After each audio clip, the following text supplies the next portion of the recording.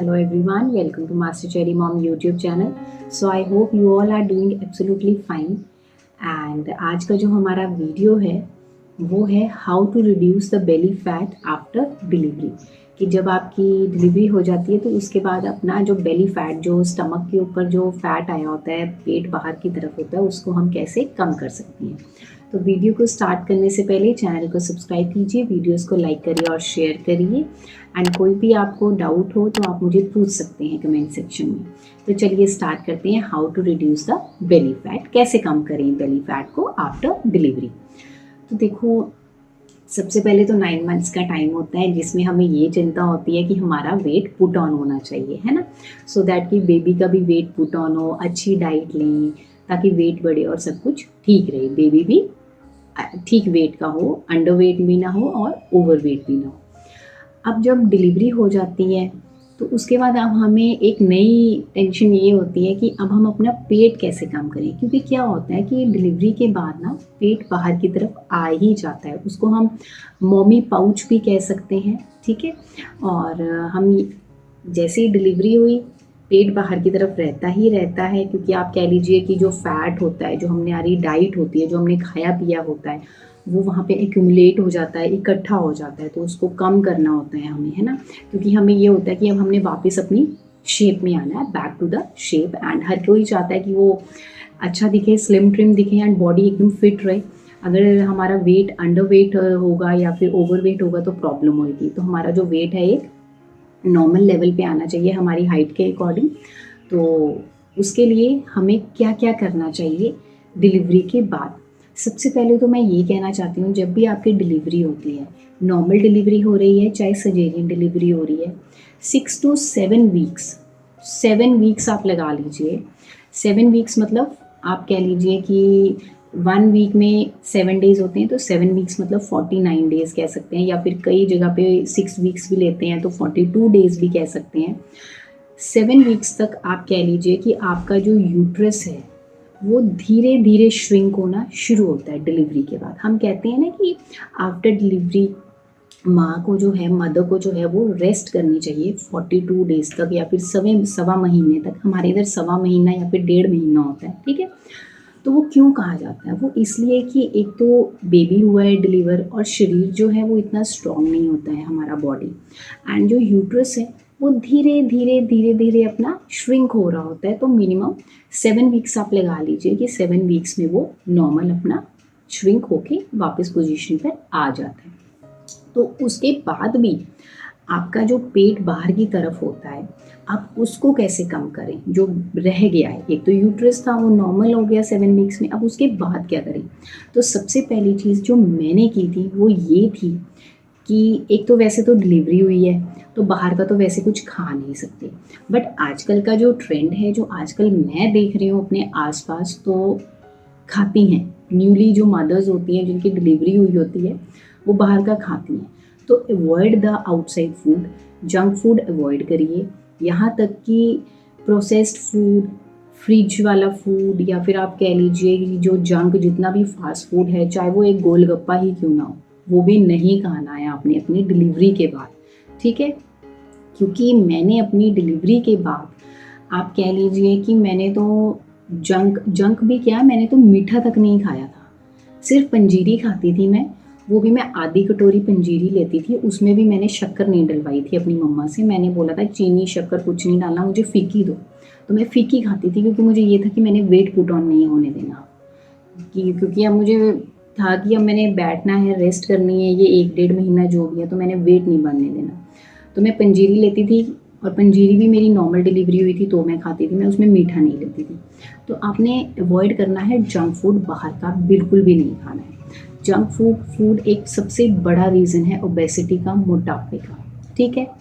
Now the third point comes, that is also very important, that is water intake. जब मेरी delivery हुई, normal delivery, तो मुझे मेरे डॉक्टर्स ने एक ही चीज़ बोली थी। मेरे बेबी का जो पीडियाट्रिशियन थे उन्होंने भी यही बोला, मेरी जो गायनेक थे उन्होंने भी एक ही चीज़ बोली कि वाटर इनटेक बहुत अच्छा रखना है। एंड जो पानी है वो जीरे, अजवाइन और मेथे का पानी पीना है, उबाल के उसको अच्छे से। तो हम क्या करते थे, मेरी मम्मा क्या करते थे, सासू माँ, वो मुझे ना पानी, एक बड़ी स्टील की बॉटल रखी थी 2 लीटर्स की, वो सुबह ही अर्ली मॉर्निंग 6 बजे उसको बॉईल करके रख देते थे पानी को, और उसके बाद मुझे वो गुनगुना पानी दिया जाता था पूरा दिन। और ऐसा नहीं है कि 2 लीटर ही पूरा दिन पीती थी, नहीं, मेरा वाटर इनटेक 3 लीटर्स प्लस जाता था। ये क्यों बोला जाता था पानी पीने के लिए कि एक तो टॉक्सिन्स जितने भी आपके बॉडी में होते हैं वो फ्लश आउट हो जाते हैं, ये फैट को भी रिड्यूस करने में कम करते हैं, क्योंकि कहते हैं ना ज़ीरा पानी पीना चाहिए, फैट कम हो जाता है। तो ज़ीरा तो था ही था, और टॉक्सिन्स भी प्लस फ्लश आउट हो रहे हैं, वेट भी आपका कम होना शुरू हो जाता है। साइड बाय साइड एक और चीज़ के लिए ये बोला जाता है पानी, वो इसलिए बोला जाता है कि आपका जो फीड है वो बहुत अच्छा जाए, हेल्दी होगा और अच्छा होगा, मतलब ज़्यादा क्वांटिटी में होगा और बच्चे को जाएगा, दूध अच्छे से बनेगा आपकी ब्रेस्ट में। कईयों को कम बनता है ना, तो इसलिए भी बोला जाता है ये। तो आपने वाटर इनटेक बहुत रखना है। आप देखिएगा कि आपको यूरिन इन्फेक्शन का प्रॉब्लम नहीं होगा, आपको इन्फेक्शंस का भी इश्यू नहीं आएगा जब आपका वाटर इनटेक बहुत अच्छा होता है, ठीक है। तो इससे भी आपका बेली फैट रिड्यूस होता है। Then comes the fourth point, that is कि आपने अपने बच्चे को ब्रेस्ट फीड करवाना ही करवाना है, ठीक है। आपने अपने बच्चे को ब्रेस्ट फीड करवाना है। अगर आप वर्किंग भी हैं, आप प्राइवेट जॉब कर रही हैं, तो आपने क्या करना है, आप ब्रेस्ट मिल्क को पंप आउट कर लीजिए, बॉटल में रख दीजिए, वो एक पर्टिकुलर टाइम के लिए आप बच्चे को दे सकते हैं, है ना, एक उसका एक टाइम पीरियड होता है, तो आप उसको दीजिए। आप अपना ब्रेस्ट फीड, जो ब्रेस्ट मिल्क है उसको निकालिए, उसको मत ऐसे मत करो कि नहीं देना। क्यों? इससे क्या होता है कि इसमें भी कैलोरीज जो हैं निकलती हैं, और आपका फैट भी कम हो जाता है और कैलोरीज भी निकलती हैं, प्लस इससे आपका धीरे धीरे ब्रेस्ट फीडिंग से क्या होता है कि आपका जो यूट्रस है वो श्रिंक होता है और वो नॉर्मल शेप में आना शुरू हो जाता है, ठीक है। क्योंकि यूट्रस एक्सपैंड हुआ होता है, फिर वो धीरे धीरे धीरे धीरे श्रिंक आउट होता है, अपनी वापस शेप में आना शुरू होता है, ठीक है। सो इसमें कैलोरीज ब्रेस्ट फीडिंग के टाइम पे कितना कैलोरीज आपका निकल जाता है ब्रेस्ट फीड के थ्रू, अराउंड रफली अराउंड 350 to 400 कैलोरीज जो है वो निकल जाती हैं ब्रेस्ट फीड के थ्रू। सो ब्रेस्ट फीड ज़रूर करवाइए, ठीक है। Then comes the next point, that is your exercise. अब मेरी जो गलती थी वो मैं आपको बताती हूँ कि मेरी डिलीवरी से पहले मैंने एक्सरसाइजेस की, जो मेरे गायनेक ने बोला, मैंने बहुत वॉक की, तेज़ तेज़ भी वॉक की है, जैसा जैसा मुझे बोला गया मैंने वैसे वैसे एक्सरसाइजेस की, स्क्वाट्स भी किए हैं मैंने लास्ट के मंथ में, ठीक है। एक्सरसाइज की मतलब पूरी प्रेगनेंसी में मैं एक्टिव थी। बट मेरे से गलती ये हो गई कि मेरी डिलीवरी हुई, उसके बाद मैंने परहेज पूरा किया, डाइट से लेके खाने पीने, जंक फूड को अवॉइड करके सब कुछ किया, फ्राइड नहीं खाती थी मैं बिल्कुल भी, ठीक है। बट जब 8 मंथ्स का मेरा बेबी हुआ तो मुझे बैक में इशू हुआ, तो मैं अपने ऑर्थोपेडिक को दिखाने गई डॉक्टर को, क्योंकि मुझे ना बहुत पेन हो रहा था, मैं अपने बेबी को भी उठा नहीं पा रही थी इजीली। तो वो कहते कि कोई प्रॉब्लम वाली बात नहीं है, आप मुझे ये बताओ कि आपकी डिलीवरी कैसी थी, नॉर्मल थी कि सजेरियन में? क्या नॉर्मल थी?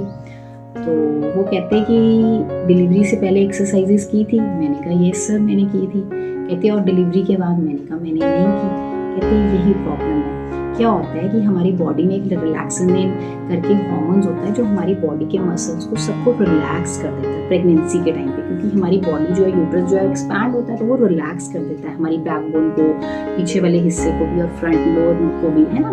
तो कहते हैं जब आपकी डिलीवरी हो जाती है ना, तो उसके बाद भी एक्सरसाइजेस करनी होती है, क्योंकि अब उस रिलैक्सिन हार्मोन का काम खत्म हो गया और बाद में एक्सरसाइजेस की नहीं है, तो इसलिए मुझे प्रॉब्लम आ गई थी। तो उन्होंने मुझे थोड़ी सी एक्सरसाइजेस बताई, वो मैंने की एंड एवरीथिंग वाज फाइन। तो ये भी आपने ध्यान रखना है कि जब आपकी डिलीवरी हो गई तो आप 42 डेज के बाद, या फिर आप कह लीजिए 2 मंथ्स के बाद, आप धीरे धीरे एक्सरसाइजेस करना स्टार्ट करें किसी प्रोफेशनल की सुपरविजन के अंडर। अपनी मर्जी से मत करिए, पर किसी की अंडर करिए। लेग्स की हो गई, आर्म्स की हो गई, स्टमक की हो गई, आप करिए ज़रूर, ठीक है। तो last but not the least, ये है वॉक। वॉक एक बेस्ट रेमेडी है आपका वेट रिड्यूस करने के लिए। अब कुछ लोग सोचेंगे वॉक कैसे बेस्ट हो सकता है, क्योंकि आफ्टर डिलीवरी तो धीरे धीरे वॉक होगी। बिल्कुल आप धीरे धीरे स्लो वॉक ही करेंगे। नॉर्मल डिलीवरी में तो आप कह लीजिए कि आप 2 वीक्स के बाद भी वॉक करना स्टार्ट कर सकते हैं, है ना। सिजेरियन डिलीवरी में थोड़ा सा टाइम ज़्यादा लगता है, आप 42 डेज के बाद ही करिए या फिर 1 मंथ के बाद करिए। लेकिन आपने वॉक कैसे करनी है, स्टार्टिंग में आप 1 वीक के लिए अपने आप वॉक करिए, धीरे धीरे वॉक करिए, ठीक है। जब 1 वीक हो गया, आप हैबिचुअल हो गए, डेली जा रहे हैं आप, हाफ एन आवर वॉक कर लीजिए। उसके बाद आप क्या करिए, अपने बेबी को लीजिए, गोदी में लो और इसको गोदी में लेके वॉक करो, हाफ एन आवर नहीं तो 45 मिनट्स, और धीरे ही करो, कोई इश्यू नहीं है, जल्दी करने की ज़रूरत नहीं है। आप देखना आपका वेट रिड्यूस हो जाए, क्योंकि आपने अपने बेबी को उठाया, थोड़ा सा वेट आपके पास है उस टाइम पे, है ना, बेबी जैसे 3 kgs का या फिर 3.5 kgs का या फिर 2.5 kgs का, तो वेट तो है ना आपके पास, तो इससे भी बहुत फर्क पड़ता है। जब तक आपको स्वेटिंग नहीं होगी, आपका वेट रिड्यूस नहीं होगा। तो आपने ये ज़रूर करना है, ये मैंने की हुई है चीज़ें, ठीक है। सो ये जितनी भी रेमेडीज़ थी ये मेरी पर्सनल थी, जिसकी वजह से मेरा वेट गेन नहीं हुआ था, बिल्कुल भी नहीं हुआ था आफ्टर डिलीवरी, ठीक है। सबसे बेस्ट चीज़ है, आप मीठा अवॉइड कर दीजिए और बाहर का खाना। और डाइट का भी मैं बता देती हूँ आपको एक चीज़, डाइट भी बहुत इम्पॉर्टेंट होती है। तो मेरी डाइट ये थी कि मुझे 2 फुलके मिलते थे सुबह, 2 चपाती सुबह और सब्जी, ठीक है। और दिन को भी 2 चपाती और सब्जी, और रात को भी 2 चपाती सब्जी। मुझे चावल नहीं दिए जाते थे। 1 वीक के लिए मुझे राइस नहीं दिए गए थे, और 1 वीक के बाद मुझे राइस देने शुरू किए थे, क्योंकि चावल जो है तासीर में ठंडे होते हैं, तो कहीं बच्चे को ठंड ना लग जाए फीड के थ्रू, ठीक है। तो आपका डाइट भी स्टार्टिंग में कम कम होता है। कुछ जगहों पे कुछ लोग दे देते हैं भरपेट खाना, लेकिन बच्चे मदर्स को नहीं दिया जाता है, हमारी साइड पे नहीं दिया जाता है, सो दैट कि बच्चे को फर्दर कोई गैस का इशू नहीं हो जाए, ठीक है। तो आपने ये भी ध्यान रखना है कि आप जब भी अपना खाना खाएं तो भूख रख के खाएं। ये नहीं कि यहाँ तक खा लेना, गले तक, यहाँ तक भर भर के ओवर ईटिंग करनी है, नो। आप अपना इतना खाना खाओ 80%, अगर 100% भूख है 70 to 80% खाना खाइए, 20% अपने आप को भूखा रखिए। This is the best way to reduce the fat, and 3 times का खाना लेना ही लेना है, एंड फ्रूट्स भी लेने हैं आपने, ठीक है। सो आई होप आपको ये वीडियो हेल्पफुल रहेगी कि आप अपना पेट कैसे कम कर सकते हैं डिलीवरी के बाद। एंड जाने से पहले आप चैनल को सब्सक्राइब कीजिए, वीडियोस को लाइक करिए एंड शेयर करिए। कोई भी डाउट हो तो आप मुझे कमेंट सेक्शन में पूछ सकते हैं। Till then take care, thank you and bye bye.